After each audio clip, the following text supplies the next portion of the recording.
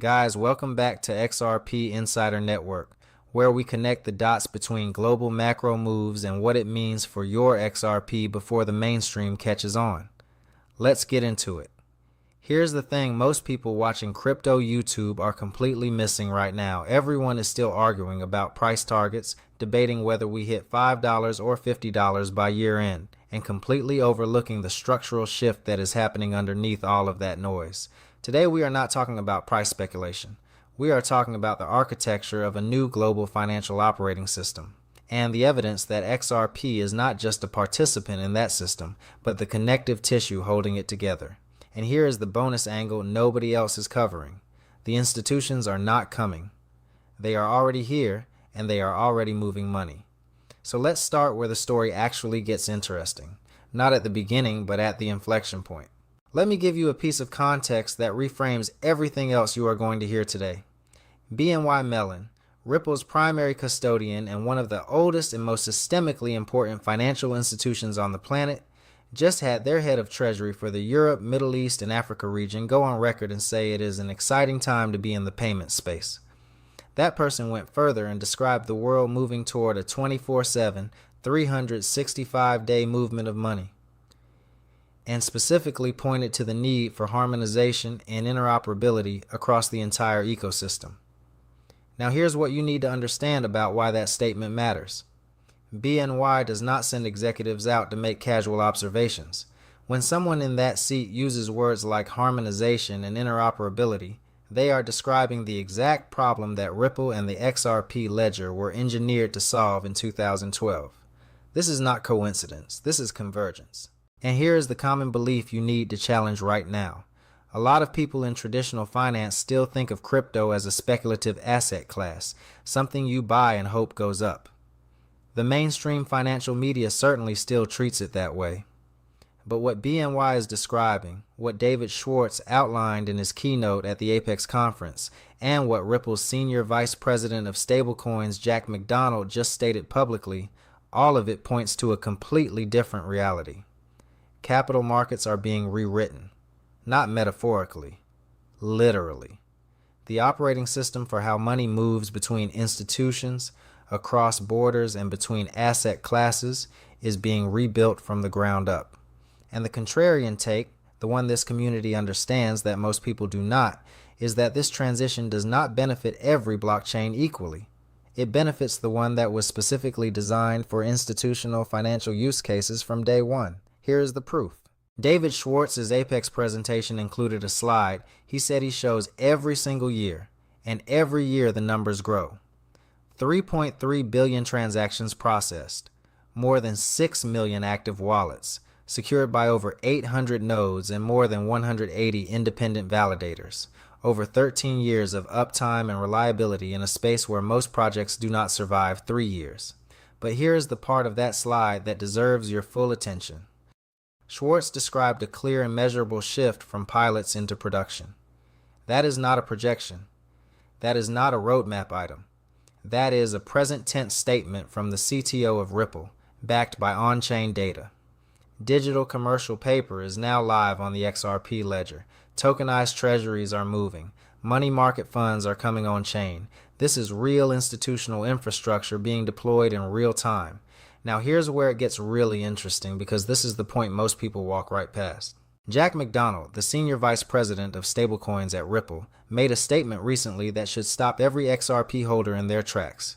He said capital markets represent a massive unlock, not in some distant future, but in the near term.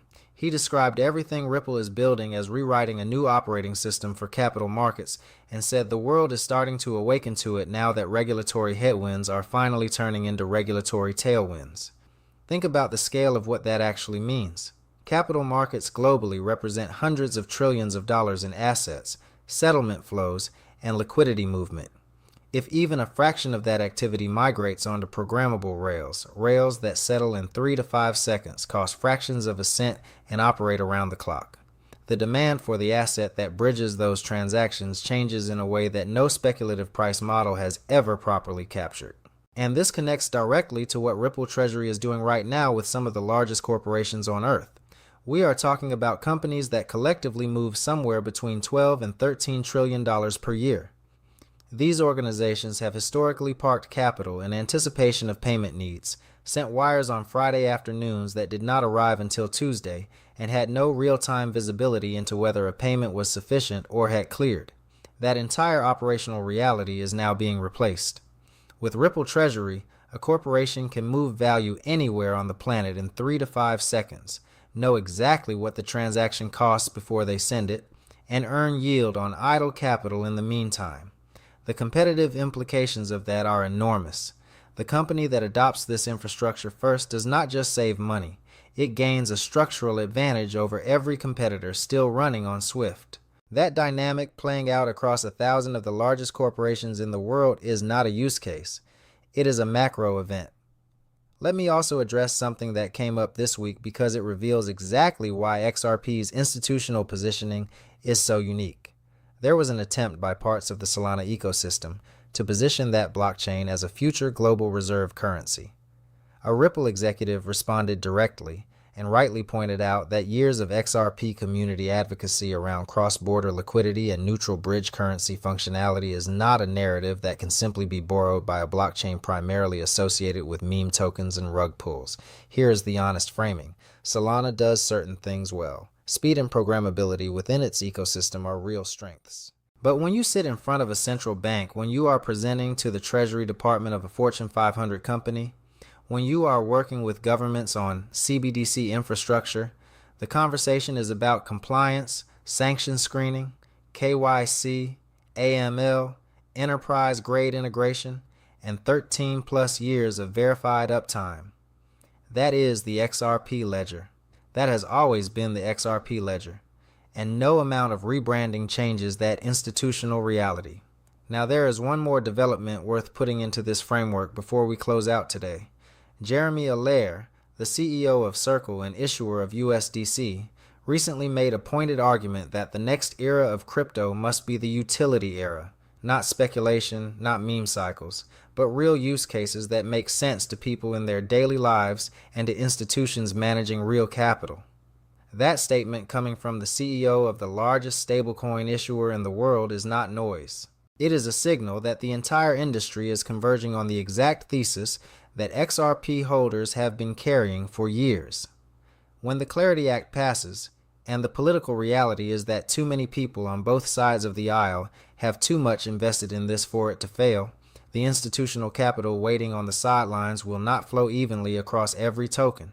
It will flow toward the infrastructure with the deepest institutional relationships, the clearest regulatory profile, and the longest track record of production-grade performance.